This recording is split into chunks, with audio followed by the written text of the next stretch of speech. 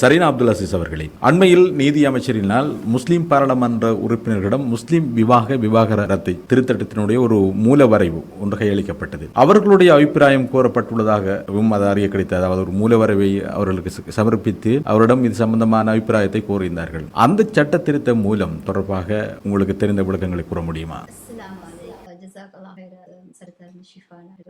இது ஒரு நல்ல ஒரு கேள்வி.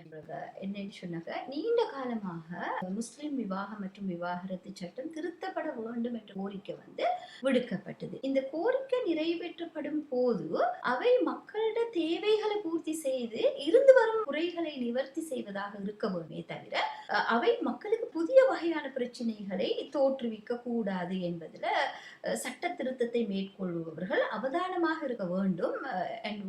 அது உத்தரவாதப்படுத்தப்பட வேண்டும். எனவே இந்த சட்டத்துக்கு செய்யப்படுகின்ற திருத்தங்கள் இஸ்லாமிய சட்ட மூலாதாரங்களுக்கு முரண்படாமல் இருக்க வேண்டும் என்ற ஒரு விஷயமும் இங்க இருக்கு. அது மட்டுமல்லாம இந்த சட்டம் செய்யப்படுகின்ற திருத்தங்கள் ஏற்கனவே இருக்கின்ற குறைபாடுகளை நிவர்த்தி செய்வதாக அமைவதோடு அவை வேறு எந்த புதிதான பிரச்சனைகளை உருவாக்கி விடாததாகவும், அதே நேரம் எமது சமூகம் இந்த நாட்டுல ஏற்கனவே அனுபவித்து வருகின்ற உரிமைகள், சலுகைகள், அடையாளங்கள் போன்றவற்றை அழித்து விடாமல் இந்த சமூகத்தின் அமைதியான நீண்ட கால இருப்பினை குழப்பி விடாமல் இருக்கிறதும் அவசியமாக இருக்குது. ஆகவே இந்த அடிப்படைகளை வச்சு இப்ப செய்யப்பட்டிருக்கின்ற திருத்த மூலத்தை நாங்க பார்ப்போம் சொன்னாக்க, இந்த சட்டம் முன்மொழியப்பட்டுள்ள இந்த திருத்த சட்டமானது மார்க்க வழிகாட்டல்களுக்கு முரணாக சில ஏற்பாடுகளை கொண்டிருக்கிறதோடு மக்களுக்கு புதிய வகையான பிரச்சனைகளை தோற்றுவிக்க கூடியதாக இருக்கிறத நாங்க பார்க்கக்கூடியதாக இருக்குது. இதுல முக்கியமாக செய்யப்பட்டிருக்கின்ற, நான் அவதானிக்கிற வகையில செய்யப்பட்டிருக்கின்ற 11 வகையான திருத்தங்கள்ல 9 வகையான திருத்தங்கள் முஸ்லிம் சமூகத்துக்கு மிகவும் பாதகம் விளைவிக்கக்கூடிய வகையில் அமைந்திருப்பதை நாங்க பார்க்கக்கூடியதாக இருக்குது.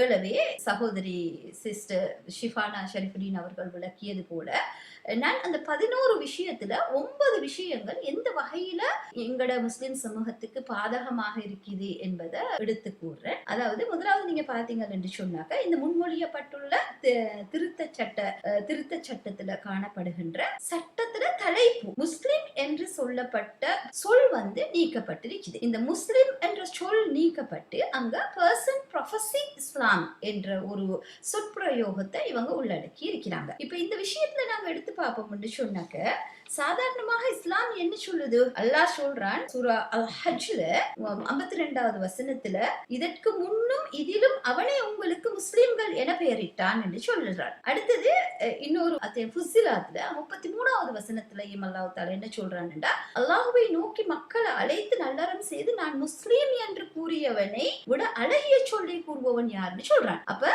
முஸ்லிம் என்ற ஒரு அழகான விளக்கம் உண்டு. முஸ்லிம்களை அடையாளப்படுத்துறதுக்கு அல்லாஹ் அறிமுகப்படுத்தப்பட்டிருக்கின்ற ஒரு வார்த்தை பிரயோகம் அது எங்களுடைய தனியார் சட்டத்துல இருக்குது. அப்ப இதை இவங்க ஏன் ரிமூவ் பண்ணிருக்கிறாங்க?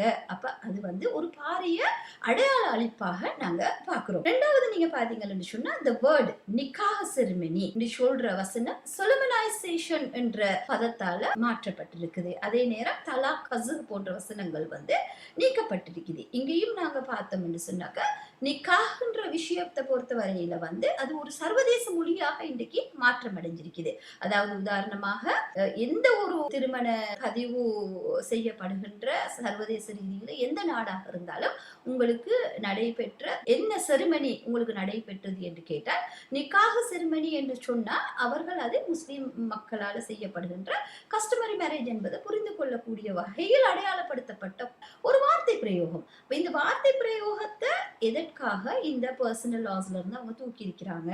அதே மாதிரிதான் தலாக், ஃபஸ்ஹ் போன்ற வசனங்கள் இதுல இருந்து சொற்பிரயோகங்கள் ரிமூவ் பண்ணப்பட்டிருக்குது. இது நாங்க ஒரு அடையாள அளிப்பாக தன்னளவுல இந்த பர்சனல் லா ஒரு பர்சனல் லா இல்லைன்ற ஒரு ஸ்டேட்டஸ் கிட்டி சொல்லக்கூடிய வகையில இந்த மாற்றங்கள் அமைந்திருக்கிறத நாங்க பார்க்கக்கூடியதாக இருக்குது. அடுத்ததாக நாங்க பார்ப்போம்னா வலியின் சம்மதம். இந்த வலியின் சம்மதம் தொடர்புல அதாவது என்னன்னு சொன்னாக்க, மார்க்கத்தை பொறுத்தவரையில வலியின் வகிபாகம் என்பது ஒரு திருமணத்துல முக்கியமான நிபந்தனை. நிபந்தனையாக காணப்படுகின்றது. ஆனா இது ஒரு விருப்ப தேர்வாக இந்த முன்மொழிவுகள்ல மாற்றப்பட்டிருக்கின்றது. அதே நேரம் திருமண பதிவு என்பது கட்டாயமாக தேவை, இதுல எந்த ஒரு மாற்று கருத்தும் இல்ல. ஆனால் ஒரு நிக்காஹ் செரிமனி ஒன்று அல்லாஹ் சன்னிதானத்துல ஒரு பள்ளிவாசல்ல நடைபெற்று அதன்படி ஒரு குடும்பம் உருவாக்கப்பட்டிருக்குமாக இருந்தால் அந்த திருமணத்தை நாங்க ஏதாவது ஒரு வகையில நெறிமுறைப்படுத்துவதற்கான ஏற்பாடு ஒன்று சட்டத்துல இருக்க வேண்டும். ஆனா இவங்க என்ன சொல்றாங்கன்னு சொன்னா, திருமண பதிவு செய்யப்படாத திருமணங்கள் வெற்று வெளிதாக்கப்படும் என்ற ஒரு முன்மொழிவை செஞ்சிருக்கிறாங்க. இது மக்களை பாரிய ஒரு பிளைட்ல கொண்டு போய் இடக்கூடிய மாதிரி இருக்கு. அடுத்ததாக நீங்க பாத்தீங்கன்னா, பெண் திருமண பதிவாளர்களை நியமிக்கின்ற இந்த விடயம், இந்த பெண் திருமண பதிவாளர்களை பொறுத்தவரையில மார்க்கம் சம்பந்தப்பட்ட அதுல ஒரு சட்டம் ஆட்டியும் அது பலவிதமான பிராக்டிக்கல் இஷ்யூஸ் முஸ்லிம் மக்களுக்கு உருவாக்கும். ஏனென்றா இலங்கையை பொறுத்தவரையில 87% திருமணங்கள் பள்ளிவாசல்கள்ல தான் நடைபெற்று வருகிறது. ஏனென்றா அல்லாஹ் வரவேற்கின்றார் திருமணங்கள் அவனுடைய ஆலயத்துல நடத்தி வைக்கிறது முஸ்லிம் மக்கள் ஒரு வரக்கத்தான விஷயமாக கருதுறாங்க. ஆகவே இவ்வாறான திருமண பதிவாளர்கள் பதவிகளை பெண்களை நாங்க நியமிச்சோமாக இருந்தால் அந்த சபைக்குள்ள பெண்கள் பள்ளிவாசல்களுக்கு குறிப்பிட்ட திகதிகள்ல குறிப்பிட்ட மாதவிடாய் காலங்கள்ல போக இயலாத, பிள்ளை பேறு காலங்கள்ல போக இயலாத காலகட்டங்கள் உருவாக்கப்பட்ட நேரம் பாரிய அசௌகரியங்களை சமூகம் சந்திக்க நேரிடும். ஆகவே இந்த விடயம், இந்த ப்ரொபோசல் இதில் உள்ளடக்கப்பட்டிருக்கிறது ஒரு பாதகமாக நாங்க பார்க்கிறோம். அடுத்தது பெண் காதிகளை நியமித்தல். இந்த பெண் காதிகள் விடயத்துல சர்வதேச ரீதியாக உலமாக்களுடைய ஸ்காலர்ஸுடைய ஏகோபித்த முடிவாக இந்த பெண் காதிகள் நியமிக்கப்பட முடியாதுன்னு சொல்றாங்க. ஆனா பல நாடுகள்ல இது ஒரு பொலிட்டிக்கல் டிசிஷனாக, அதாவது மார்க்க ரீதியான டிசிஷனாக இல்லாம அடுத்தது திருமண வயதில்லை 18 ஆக்கப்பட்டிருக்குது.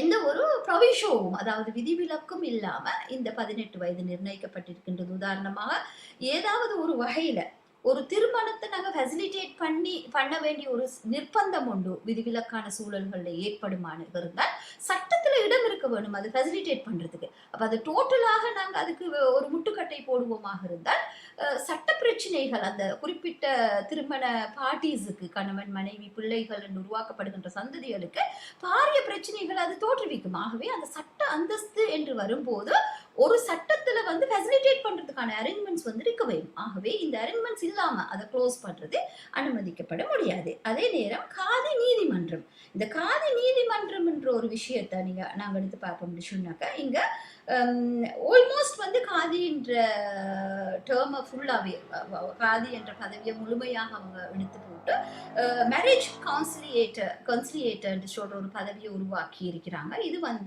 முழுமையாக காதியினுடைய அதிகாரங்கள் இல்லாமலாக்கப்பட்டு அது ஒரு தரம் இறக்கம் செய்யப்பட்டிருக்கிறது நாங்க அவதானிக்கக்கூடியதாக இருக்குது. குறிப்பாக இங்க board of Qazis and Muslim marriage and divorce advisory boards முழுமையாக இல்லாமலாக்கப்பட்டிருக்குது.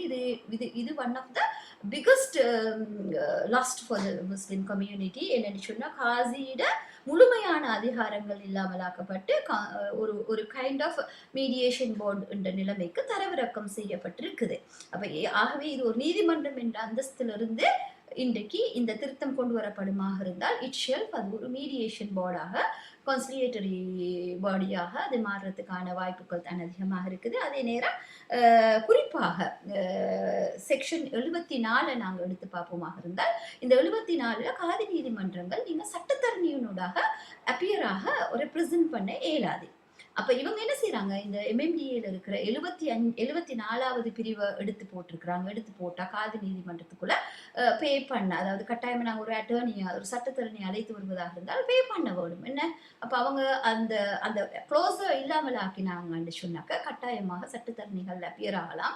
சட்டத்தரணிகள் அப்பியர் ஆகுவார்களாக இருந்தால் அங்க பாரிய பொருளாதார சிக்கலுக்கு சமூகம் உள்ளாக்கப்படும். ஆகவே இந்த 9 வகையான இந்த ப்ரொபோசல்ஸ் உள்ளடக்கப்பட்டிருக்கின்ற இந்த பிரிவுகள் முஸ்லிம் சமூகத்துக்கு மிகவும் பாரிய அடையாள அளிப்புகளையும் உரிமை மறுப்புகளையும் சலுகைகள் ஒழிக்கப்படுவதையும் நாங்க பார்க்கக்கூடியதாக இருக்குது. எந்த ஒரு வகையிலையும் இது முஸ்லிம் சமூகத்துக்காக செய்யப்பட்ட ஒரு முன்மொழிவாக நாங்க பார்க்க முடியாது. அந்த வகையில ஏழவே சகோதரி ஷிஃபானா ஷெரிஃபுddin அவர்கள் இது தொடர்பான முழுமையான ஒரு விளக்கத்தை உங்களுக்கு வழங்கி இருக்கிறாங்க. இருந்தாலும் நான் அந்த குறிப்பாக இந்த முஸ்லிம் என்ற சொற்பிரயோகம் நீக்கப்பட்டு பர்சன் ப்ரொஃபஸிங் இஸ்லாம் என்ற வேர்ட் வந்து உள்ளடக்கப்பட்டிருக்கின்ற இந்த விஷயத்துல நாங்க பார்க்கக்கூடியதாக இருக்குது வந்து ஒரு முஸ்லிம் என்ற அடையாளம் முழுமையாக முஸ்லிம்களுடைய அடையாளத்தை அழிப்பதற்கான முழுமையான ஒரு முயற்சியாகத்தான் இதை பார்க்கிறோம். அதே நேரம் இங்க ஒரு முக்கியமான ஒரு சட்ட பிரச்சனை ஒன்று தோற்றுவிக்கிறதுக்கான வாய்ப்பு இருக்குது. என்னன்னு சொன்னாக்க நாங்க முஸ்லிம் என்ற பதம் வந்து இங்க இல்லாமலாக்கப்பட்டு பர்சன் ப்ரொஃபஸிங் இஸ்லாம், அதாவது இஸ்லாத்தை பின்பற்றும் நபர் என்று சொல்ற ஒரு வசனம் இணைக்கப்பட்டுள்ளதற்கு பின்னால பாரிய ஒரு சட்டப்பொருள்கோடல் பிரச்சனை உருவாகுவதற்கான வாய்ப்பு இருக்குது. ஏன்னு சொன்னாக்க இன்றைக்கு ஒரு பருவ வயதுல ஒரு ஆணும் பெண்ணும் காதல்ல ஈடுபட்டு ஒரு புள்ள உருவாக்கப்பட்டோ அல்லது வேற ஏதும் ஒரு வகையில ஒரு பெற்றோருடைய விருப்பம் இல்லாம ஒரு கலாச்சார சீரழிவுக்குள்ள ஒரு புள்ள போய் ஒரு திருமணத்தை செய்ய போறாங்கன்னு வைப்போம்.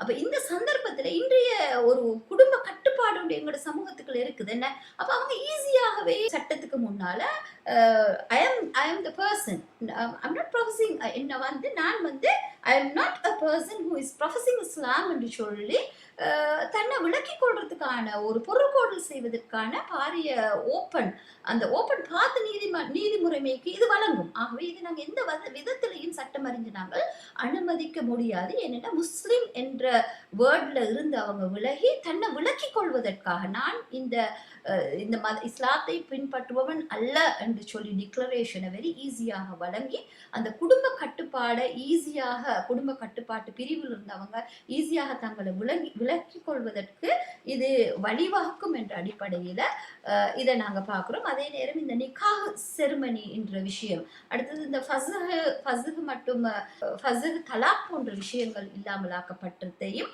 நாங்க பார்க்கிற நேரம் அங்க இந்த MMDA திருத்த மூலங்களானது வந்து ஒரு பொதுமயப்படுத்துதல், அதாவது தனியார் சட்டம் என்ற அந்தஸ்திலிருந்து விலகி அவை ஒரு பொதுமைப்படுத்துதல் ஜெனரலைஸ் பண்ணப்பட்டு தன்னளவுல அது காலப்போக்குல விலகி கொள்ளக்கூடிய ஒரு நிலைமைய இது உருவாக்குறத நாங்க பார்க்கக்கூடியதாக இருக்குது. இந்த நிலைமை வந்து இந்த சட்டம் கொண்டு வரப்படுமாக இருந்தால் தன்னளவுல இந்த MMDA காலப்போக்குல அழிஞ்சு போகிறத நாங்க பார்க்கக்கூடியதாக இருக்கும். ஏன்னு சொன்னாக்க இவங்க குறிப்பாக காதி நீதிமன்றம் என்ற முறை என்பது மிக நீண்ட காலமாக என்பது நாட்டுல நடைமுறையில் இருந்து வருகின்ற முஸ்லிம்களின் விவாகரத்து தொடர்பான வழக்குகளை எளிதாக தீர்த்திக் கொள்ள வசதியான ஒரு நீதிமன்ற முறைமையாகும்.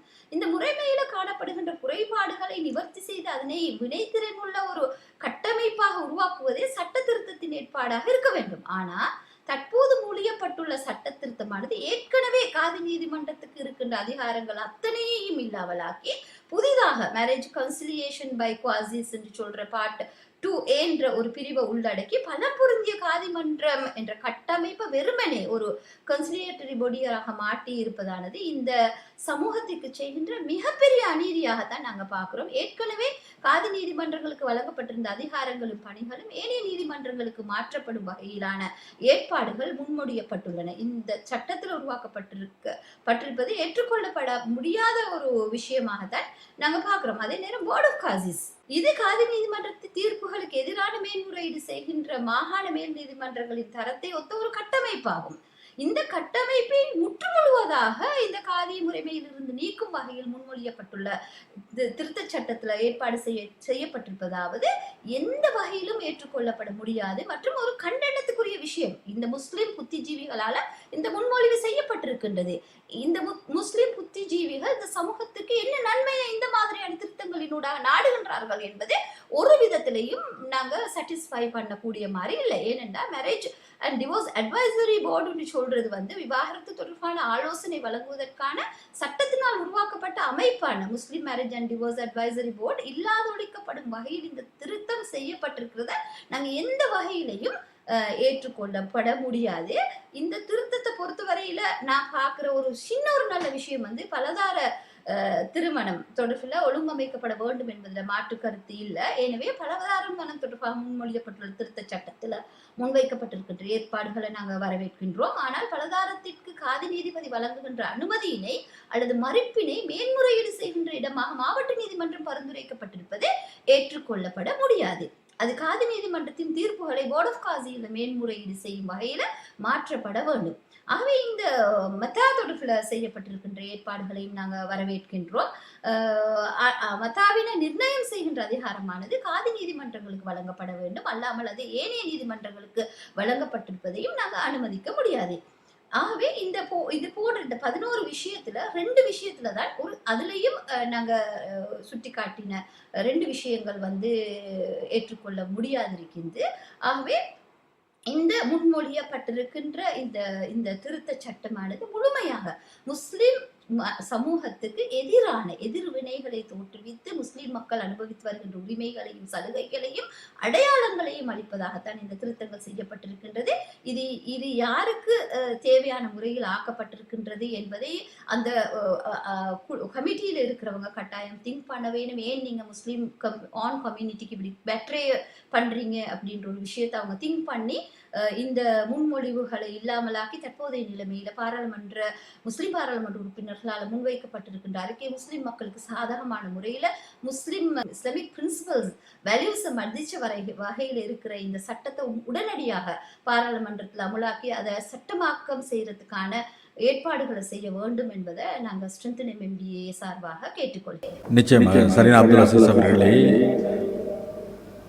உண்மையிலே ஒரு தெளிவான விளக்கத்தை தந்திருக்கின்றீர்கள். அந்த அடிப்படையிலே நாங்கள் இதை வைத்து உங்களிடம் இன்னும் ஒரு கேள்வியை நான் தொடுக்கலாம் என்று நினைக்கிறேன். குறிப்பாக காதி நீதிமன்றங்களூடாக தீர்க்கப்படாத பிரச்சனைகளை பொதுவான நீதிமன்றங்களுக்கு மாற்றுகின்ற போது அது எங்களுடைய முஸ்லீம் விவாகரத்து சட்டத்தின் அடிப்படையிலேயே அதுக்கான தீர்வுகள் வழங்கப்படும், அல்லது பொதுவான சட்டத்தின் அடிப்படையிலேயே தீர்வுகள் வழங்கப்படும். அதுக்கு பிறகு அதாவது பொதுவான கோர்ட்டுக்கு போன மாவட்ட நீதிமன்றத்துக்கு அல்லது உயர் நீதிமன்றத்துக்கு போனது பிறகு மாவட்ட நீதிமன்றங்களுக்கோ உயர் நீதிமன்றங்களுக்கோ ஒரு தனியார் சட்டம் கொண்டு செல்லப்படும் போது சாதாரணமாக அவர்களுடைய தனியார் சட்டத்தின் அடிப்படையில் தான் அந்த தீர்ப்புகள் எடுக்கப்படும். அதுல எந்த ஒரு மாற்று கருத்தும் இல்லை. நாங்க ஒரு மேரேஜ் ரிலேட்டடான ஒரு இஷ்யூ வந்து முன்வைக்கப்படுமாக இருந்தால் அவை வந்து அவர்களுடைய தனியார் சட்டத்தால் அவர்கள் ஆளப்படுவார்களாக இருந்தால் அந்த தனியார் சட்டம் தான் அவங்களுக்கு அப்ளை ஆகும். அதுல எந்த மாற்று கருத்தும் இல்லை. ஆனா என்னன்னு சொன்னாக்க அதுல வேறு வேறு சிக்கல்கள் உருவாக்கப்படுவதற்கான வாய்ப்புகள் இருக்கின்றது.